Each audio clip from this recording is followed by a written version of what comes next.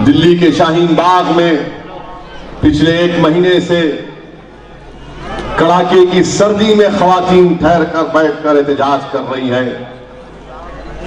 तेलंगाना हो, आंध्रा हो, तमिलनाडु हो, केरला हो, गोवा हो, महाराष्ट्र हो, बिहार हो, उत्तर प्रदेश हो, नॉर्थ ईस्ट हो, पूरे मुल्क में CAA, NPR और NRC के खिलाफ एहतजाज हो रहा है। मजलिस इत्तेहादुल मुस्लिमीन ने भी जब पार्लियामेंट में बिल लाया गया था, मैंने दलाइल के साथ इस बात को भारत के लोगों को बताया कि ये हमारे संविधान के खिलाफ है। आप बताइए कि हमारे मुल्क की पार्लियामेंट में कभी भी इस तरह का काला कानून नहीं बना, जो मजहब की बुनियाद पर कोई कानून पार्लियामेंट में नहीं बना आज तक, कि मुसलमान को नहीं मिलेगा। इस तरह का कोई कानून 70 साल में नहीं बना। ये काला कानून वजीर आजम नरेंद्र मोदी की हुकूमत ने किया।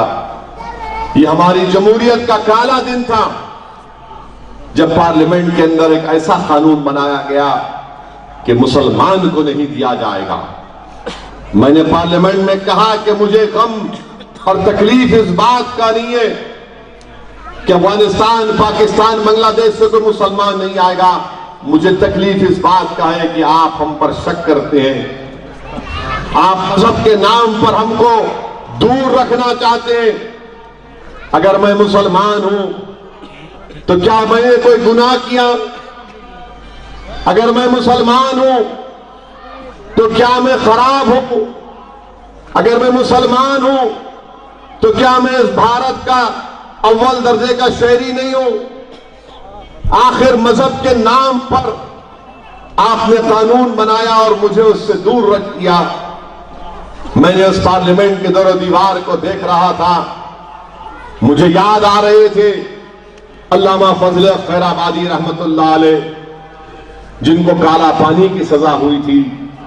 अल्लामा फजल खैराबादी ने सावरकर की तरह 3-3 माफीनामे लिखकर नहीं दिए अंग्रेजों को।